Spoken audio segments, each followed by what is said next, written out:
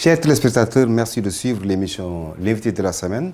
Aujourd'hui, nous avons le plaisir de recevoir Moustapha Sarr, ingénieur informaticien, pour parler avec lui donc, de la gouvernance digitale, mais aussi de sa solution Crésus Décision. Monsieur Sarr, bonsoir. Bonjour, je suis heureux de vous rencontrer pour qu'on discute de pas mal de choses, dont la gouvernance digitale. C'est un sujet qui me passionne, sur lequel je travaille depuis au moins une quinzaine d'années. Voilà, avec nous aujourd'hui pour l'émission, nous serons avec Lamine Ba, qui est chroniqueur, membre de la société civile. Monsieur Ba, bonsoir. Bonsoir Amidou, bonsoir Monsieur Sarr. Merci vraiment de nous avoir donné l'opportunité de rencontrer Monsieur Sarr.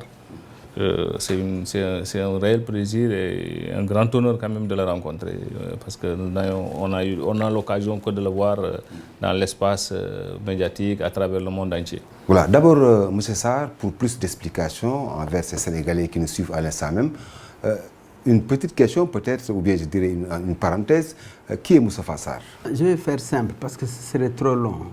J'ai une carrière qui démarre pratiquement en 1976 dans la première société de services en informatique et de la sous-région qui s'appelait CENI Sénégal Informatique. J'étais le directeur des études. J'ai eu la chance d'avoir été nommé tout de suite directeur des études.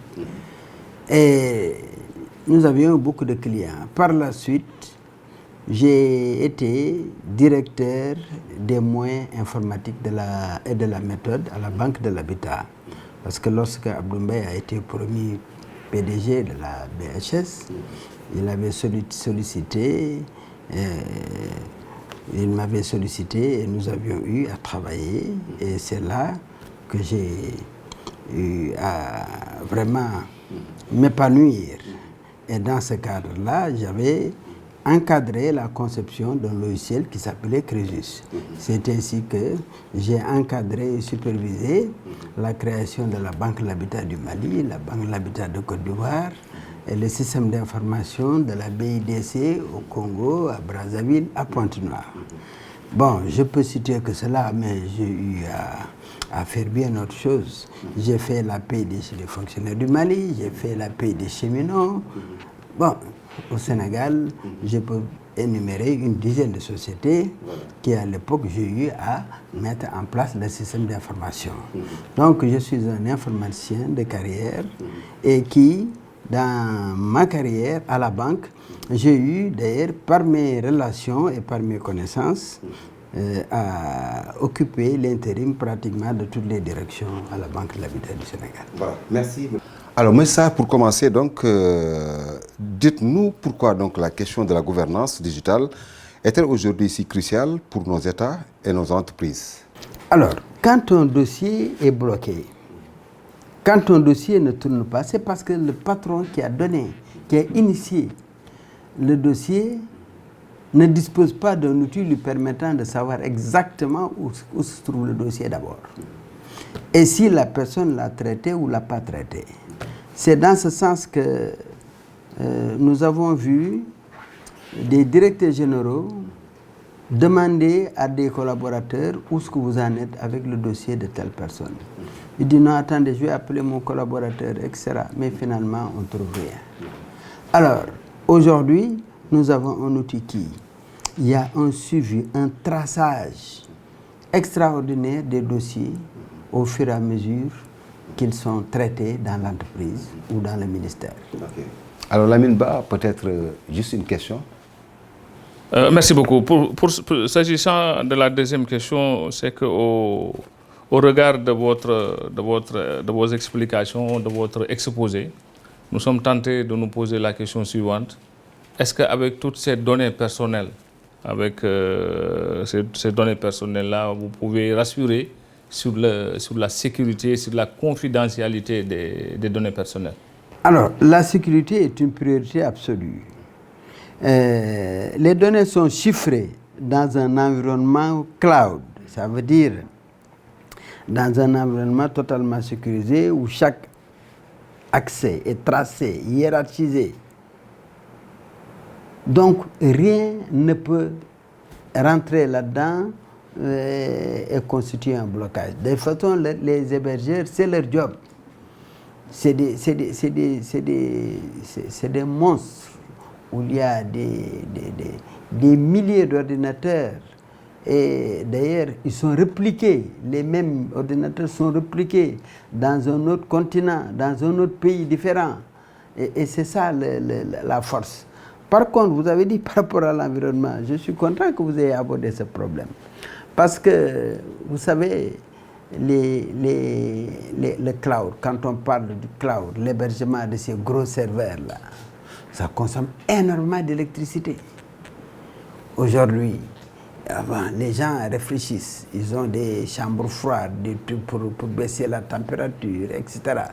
Mais à mon avis, le monde avance, nous avons le solaire qui est là, il faut que ces ordinateurs fonctionnent 7 jours sur 7, 24 heures sur 24. Ce qui veut dire, à mon avis, il ne peut pas y avoir de blocage à ce niveau, parce que les Américains, les Chinois, les Russes, les Européens, ils n'arrêteront pas. Le monde est dans un tournant où personne ne peut arrêter ce processus-là. Il faut rentrer dans ce train qui marche et de marcher avec eux. Dire que je me mets de côté, ça c'est une erreur. Voilà, merci Lamine Ba. Alors M. Sarr, en quoi votre solution change-t-elle, donc je veux dire concrètement, la vie d'un gouvernement, d'une entreprise ou même d'un citoyen? Moi, je pense que, quel est le problème? Je réfléchis comme ça à haute voix. Quand je regarde ma solution, j'ai dit toujours quel est le problème des Sénégalais, quel est le problème des Africains et quel est le problème des chefs d'entreprise par rapport à l'environnement dans lequel ils évoluent. Les tâches qu'on vous confie traînent. On les met dans les tiroirs. Aujourd'hui, dans la vision qui m'a guidé à faire cet outil-là, chaque tâche qui est affectée à une personne, à un utilisateur, qui doit traiter cette tâche dans des délais bien précisés, je les mets tout de suite en rouge. Quand la personne commence à traiter, je le mets en jaune. Quand la personne a fini de traiter, il le met en vert. Mais une tâche traitée s'accompagne toujours soit d'un procès-verbal, soit d'un rapport, en tout cas soit d'un document qui matérialise que la tâche a été traitée. Et ça se trouve sur une bibliothèque virtuelle. Et dans la bibliothèque virtuelle, l'initiateur de la tâche se retrouve tout de suite, qu'il soit à Paris, Londres, Touba ou Fongolemi, pourvu qu'il soit dans un environnement où Internet existe, il voit tout de suite comment ça a été traité. Donc, à mon avis, l'utilisateur qui cherche un dossier, même s'il se fâche avec la personne qui a le dossier, une fois qu'il est enregistré, personne ne peut retirer le dossier. Parce que s'il le retient, tout de suite, quand la date, si le dossier doit être traité en 3 jours, quand la date est dépassée, son patron, dans la hiérarchie, tout de suite est informé que telle personne n'a pas traité le dossier. Et là, c'est un problème purement administratif. Pourquoi vous n'avez pas traité le dossier? Donc, aucun dossier ne subira un retard. Toutes les tâches sont traitées à bonne date. Donc, il ne doit pas y avoir de problème particulier. Alors, M. Sarr, le Premier ministre Ousmane Sonko a insisté sur, en tout cas, certaines priorités: autorité de l'État, réactivité, lutte contre la corruption et transparence. Est-ce que votre solution y répond vraiment par rapport à cela? Il faut en finir avec les blocages administratifs. Aucun obstacle bureaucratique ne doit freiner l'action publique. Les circuits doivent être fluides et nous allons améliorer immédiatement le traitement des correspondances et déployer la gestion digitalisée du courrier dans les 3 prochains mois. Le Premier ministre actuel, Ousmane Sonko, a dit qu'il faut que d'ici 3 mois, que toutes les tâches qui sont en œuvre soient... Mais le Premier ministre Abdou Mbaye avait donné un délai encore plus court. Ce qui veut dire qu'aujourd'hui, le problème des citoyens, c'est trop lent. La lenteur, on n'en veut pas. Mais qui est à la base de la lenteur? c'est souvent l'indiscipline ou le manque d'outils. Ils n'ont pas un outil qui leur permet de suivre. Il y a ce qu'on appelle dans certaines entreprises des outils qu'on appelle des workflows. Ce n'est pas la même chose avec ce qu'on a. Mais ça permet de faire circuler une décision. Et ce n'est pas le cas. Ça, il s'agit des tâches affectées à des personnes pour savoir à tout moment si la personne l'a traité ou ne l'a pas traité. Donc, vous voyez où se situe le problème. Ça veut dire que le Premier ministre qui dispose d'un outil pareil, qu'il aille à Touba, le Khalif général lui dit: Monsieur le Premier ministre, je t'avais donné la lettre de tel là pour notre chantier de tel. Il regarde la date, il envoie tout de suite sur son téléphone même, à la limite. Il dit: ah, je l'ai donné au ministre de l'hydraulique. Attendez, ne quittez pas. Ah, il l'a traité, hein. C'est Michel Tel qui a reçu le document. C'est aussi simple que ça. Quand on a un outil pareil, mon vieux, là, on n'a rien à envier des Occidentaux. Parce que ça, ce n'est que du savoir-faire. Ce n'est que de l'expérience. On y a pensé et on l'a réalisé. Dès l'instant que M. Sonko a été nommé Premier ministre, dans notre volonté de les aider, j'ai tout de suite, bien sûr, à la demande de beaucoup de mes amis qui voulaient qu'on l'aide, je lui ai fait un courrier et je lui ai dit: Monsieur le Premier ministre, j'ai paramétré le nom de tous les ministres, tout votre organigramme. Et j'ai fait en sorte que par un outil qui existe, vous pouvez à tout moment disposer de l'ensemble des informations pour gérer valablement la primature, exactement dans le même souci que nous avions voulu. Je n'ai pas reçu, la lettre a été faite le 15 avril 2024. En 2025, 15 juillet, quand M. Ousmane Sonko a fait son courrier, j'ai reçu plus de 7 appels téléphoniques. Mais qu'est-ce qui se passe? Vous ne voulez pas les aider? J'ai dit: mais attendez, mais moi j'ai écrit. Et j'ai un ami, ancien ministre, qui m'a dit, le Premier ministre lui a dit: le dossier est sur sa table et ça l'intéresse. Mais ça n'a pas été traité.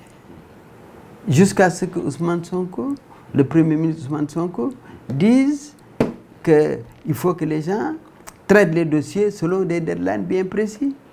Je lui ai fait un courrier de rappel. Bon, je suppose qu'il va réagir. Mais ce qui est certain, la volonté de l'aider, d'aider le gouvernement du Sénégal, elle est là. Maintenant, je sais que je suis consulté par beaucoup d'autres gouvernements sur lesquels on est en pourparlers dans des pays de la sous-région et dans l'Afrique centrale, où je pense que c'est une solution qui est plus ou moins incontournable. Parce que ça fait 13 ans que j'y travaille quand même avec des informations assez pointues. Vous avez beau prendre des informations qui soient sorties de n'importe quelle école, ils sont bons, ils s'y connaissent, ils ont la maîtrise, mais l'expérience, et là, ils n'ont pas l'expérience. Moi, j'ai eu la chance de travailler directement avec le Premier ministre, travailler avec des ministres, travailler avec une dizaine de DG. À la banque, assurer l'intérim de pratiquement 5 ou 6 directions. Moi, je ne suis pas juriste. On m'a rattaché pendant un an de service juridique. Je sais exactement comment ça fonctionne. Donc, pour dire, dans la vie, l'expérience, c'est ça qui fait avancer le monde. Et moi, comme je m'intéresse à la technologie, je m'adapte toujours à la nouvelle vision. À la banque, j'ai des amis, des collègues qui disaient, quand M. Sarr vient de séminaire, il nous fait rêver. Moi, je suis l'un des rares Africains à avoir suivi 2-4 fois les séminaires de Savane Institute par James Martin. On payait à l'époque 8 millions pour 2 semaines. Donc, quand j'avais une longueur d'avance, et je disais toujours, nous, on faisait de bons résultats, simplement parce que mes collaborateurs et moi, on avait chacun 1 mois de formation dans des instituts les plus pointus. Donc, on était au top des tops. C'est la raison pour laquelle, retraité, je continue toujours à réfléchir. Alors, M. Ba, je vous laisse la parole. Merci beaucoup. Ça me permet de dire aujourd'hui que même au niveau des entreprises, au-delà même de lutter contre la corruption, au-delà même de régler ces questions de lenteur administrative, et le Premier ministre l'a dit, aujourd'hui, il a assigné aujourd'hui des deadlines aux différents ministres pour qu'au bout de 3 mois ou pour de 2 mois, que toutes les instructions soient suivies et que les mesures soient prises pour régler ces problèmes-là. Aujourd'hui, dans ton bureau, tu n'as plus besoin de dire à ton assistante, Madame, appelle-moi le ministre de l'Agriculture, appelle-moi le ministre de l'Industrie, à qui on va poser des questions, où se trouve tel dossier, où est-ce que tu en es avec telle instruction. Aujourd'hui, on n'a plus besoin de faire bouger un ministre dans son bureau, à partir de son ordinateur, il clique sur un bouton, comme l'a dit M. Sarr, il a un peu l'état d'avancement. Si ça n'avance pas, il a dit, on l'aura au vert, au jaune ou quelque chose comme ça, et le rappel est fait au ministre directement. Donc voilà des choses simples, factuelles et qui règlent nos problèmes. Même au niveau du domaine de l'agriculture qui me tient vraiment à cœur. De Dakar, le ministre de l'Agriculture peut avoir un suivi au niveau des résiels agricoles.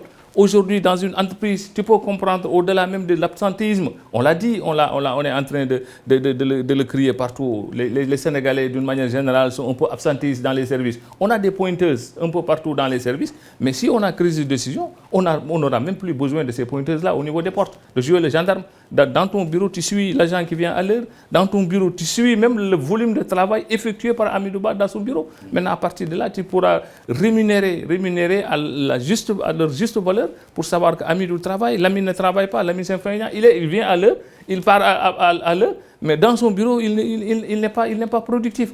Donc vraiment, M. Sarr, aujourd'hui, c'est un appel que nous lançons à l'endroit de nos gouvernants, à l'endroit du président de la République, Bassirou Diomaye, à l'endroit du Premier ministre, pour dire que n'hésitez pas à adopter ce programme, adopter cet outil-là, parce que c'est un outil qui peut rivaliser avec tous les outils sur le plan mondial, et de mettre nos hommes forts. Ça, je peux dire que ça, c'est des champions.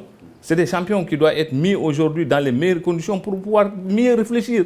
Parce que je sais que M. Sarr, mis dans les conditions extraordinaires, peut faire mieux que les décisions. Et vraiment, M. Sarr, soyez-en rassurés, nous serons des ambassadeurs, nous continuerons à être des ambassadeurs de crise de décision. Et il l'a dit, c'est une solution globale qui va régler les problèmes au niveau africain, au niveau même mondial. Ce n'est plus au niveau sénégalais, mais c'est au niveau africain et au niveau mondial. Vraiment, Amidou, vous nous avez donné cette occasion, cette chance de pouvoir discuter, échanger avec M. Sarr. Ça a été vraiment un plaisir. Voilà, merci Lamine Ba. Alors, M. Sarr, quelle est votre ambition à long terme pour Crisis Décision? Pour moi, nous sommes en Afrique. Nous sommes dans un environnement aujourd'hui où ce qui se passe au Sénégal, c'est exactement ce qui se passe dans tous ces pays. C'est ça que j'ai remarqué, que ce soit au Togo, au Bénin, que ce soit au Mali, tout près, où j'ai eu des relations par le biais de quelqu'un qui a un niveau très élevé en Guinée, en RDC, dans tous ces pays. J'ai des contacts, mais je reste persuadé que nous arriverons à une solution qui va permettre à l'Afrique de prendre une bonne longueur d'avance sur tout ce qui se fait. Les Occidentaux ont une certaine discipline que nous n'avons pas. La discipline seule ne suffit pas. Il faut avoir une volonté de bien faire pour que la discipline marche. La connaissance, nous l'avons. Ça c'est pas un problème. Mais nous avons la discipline et nos coutumes qui nous plombent. C'est ça la vérité. Donc il faut qu'on arrive à changer. L'outil là que j'ai mis en place, moi je pense, ça vous permet de travailler dans une certaine transparence, d'avoir une visibilité, une vision claire et qui ne laisse aucun doute sur le cafouillage. Voilà. On vous donne des dossiers, vous devrez les traiter en 48 heures, vous devez les traiter en 48 heures. Vous devez les traiter en une semaine, c'est en une semaine. Un courrier ne peut jamais rester dans une structure sans réponse. Ce n'est pas possible.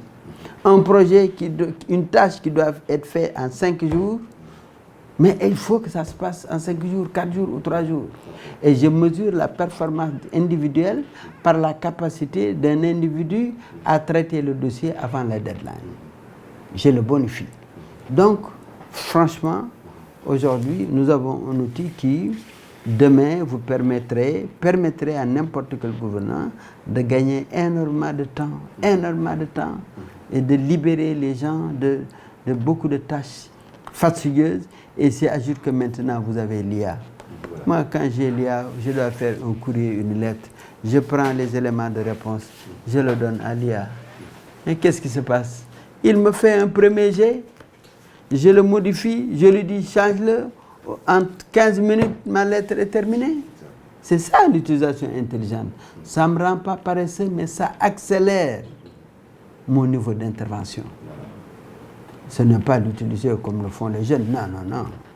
Il faut dialoguer. Moi, il m'arrive de dire à ChatGPT, vraiment tu es nul. Je m'attendais à beaucoup plus. Reprends-le. Parfait, Moustapha. Je vais le refaire. Il me fait un truc, je dis non, non, non, non, non, non, attends. Sur tel point, développe-le. Il le développe. Finalement, j'ai ce que je veux. Demain, moi, je pense que je ferai partie des premiers Sénégalais à disposer d'un robot humanoïde qui sera là, qui connaîtra le solde de mon compte, qui me dira à telle heure il faut que je me réveille, qui me lira mon Coran quand je le veux et qui s'occupera de beaucoup de choses. Cela ne me rendra pas paresseux. Cela me permettra de travailler dans un espace beaucoup plus puissant, beaucoup plus pointu. Je réfléchirai sur autre chose. Alors, M. Sarr, pour ce Sénégalais sûrement qui est en train de nous suivre actuellement, quelles sont les explications que vous donnez pour peut-être rassurer ce citoyen qui peut-être pourrait s'intéresser ou bien qui voulait peut-être adopter ce même système? Quelles sortes d'explications donnez-vous aux Sénégalais, je veux dire? Mais écoute, il s'agit de technologie. Et ça a été mis en pratique. J'ai eu à l'expérimenter à la primature. On a eu à former tous les directeurs de cabinet, tous les secrétaires généraux, les conseils techniques qui sont des points focaux dans chaque ministère. On a formé tous les conseils techniques de la primature et les gens l'ont utilisé. Le Premier ministre disposait d'un tableau de bord qui lui donnait en vert, jaune, rouge l'ensemble des tâches qu'il a eu à donner à ses collaborateurs et à ses ministres. Alors, cette possibilité que nous avons eue, c'est que ça a été pratiqué, ça a été évalué. Bon, il n'y a jamais eu de remarques qui posent problème. La seule chose que je pourrais dire, c'est que j'ai eu à le présenter à plusieurs chefs d'entreprise. Mais aussi des chefs d'État? Non, à des très hauts responsables. Hein. Aujourd'hui, je fais des présentations à distance, donc à des conseillers techniques, à des directeurs de cabinet, ils le regardent. Bon, c'est en cours, hein, c'est quelque chose qui est en cours, puisque maintenant c'est l'ère du temps. Tous ces pays-là veulent d'une solution pareille. Bon. Moi, je pense qu'on va y arriver. Mais ce dont je suis sûr, c'est que personne ne peut se passer d'une solution de ce type. Les gens peuvent développer quelque chose d'analogue, hein? Mais quand quelqu'un travaille pendant plus de 13 ans, 14 ans sur une solution, et ce n'est pas un site web qu'on développe en une semaine ou 2 semaines. Non. Ça, c'est de la programmation. C'est réfléchi. C'est pas facile. Ça, on arrive à ça. Aujourd'hui, moi, je reste persuadé que le Sénégal, le gouvernement du Sénégal pourrait facilement en bénéficier, et surtout toutes les grandes sociétés du Sénégal. Par contre, j'ai un handicap que j'ai dit. La plupart des sociétés sénégalaises, il y en a qui ont eu à l'acheter. Bon, pour l'essayer.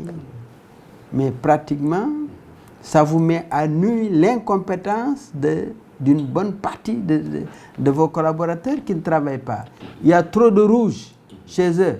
Mais si la personne a été affectée politiquement ici, vous ne pouvez rien faire. J'ai un DG que je ne citerai pas qui m'a dit « cet outil-là est très bien, M. Sarr. Si je l'utilise, je vais être obligé de sanctionner des gens qui me sont proches. » Je dis « bon. C'est un problème de responsabilité. Si vous n'êtes pas capable de le faire, ce n'est pas la peine d'aller plus loin. Combien de fois des gens m'ont écouté et après, mais ils reculent. Par contre, dans des pays que je citerai, j'ai eu plusieurs pays qui ont eu à l'acquérir en son temps, mais ce qui se passe, c'est qu'ils l'achètent. Mais après, qu'est-ce qui se passe? Le directeur change, un autre directeur vient. Oh, il regarde le tableau de bord, il regarde que la plupart de ses collaborateurs ne travaillent pas. Ils disent non, ça c'est tout de M. Sarr là, ça il faut le mettre de côté là. Ça nous crée des problèmes. Voilà le problème. Oser faire travailler les gens. Savoir que ça ne marche pas. Mais je reste persuadé. Écoutez, en tout cas, les deux têtes là, Sonko et Diomaye là, le Premier ministre Sonko et le président Diomaye, pour leur donner leur honorabilité, mais ils veulent que ça marche. Mais alors, ils veulent que ça marche, mais ça, s'ils le mettent sur place, il y a beaucoup de gens qu'ils ont nommés qui ne passeront pas. On verra tout de suite leur carence. Parce que quand vous avez un tableau de bord qui vous dit à chaque réunion, voilà les instructions que vous avez données. Maintenant, on se rend compte que le rouge est dominant chez vous. Je vous montrerai des tableaux de bord, vous allez voir. Ce qui se passe, c'est que vous n'allez pas... Ah non, ça veut dire qu'il faut changer tout de suite de personne. Le manager, ce n'est pas quelqu'un qui s'improvise. Il faut avoir une certaine expérience pour pouvoir manager. Mais l'improvisation... Moi, j'aurais aimé que tous ces jeunes qui sont nommés, qu'on les nomme d'abord chef de département, chef de service, directeur, et puis qu'ils évoluent. L'exception, c'est Sonko et Diomaye, c'est tout. Mais le reste, ils peuvent marcher quelque temps. Dans 5 ans, ils seront bons.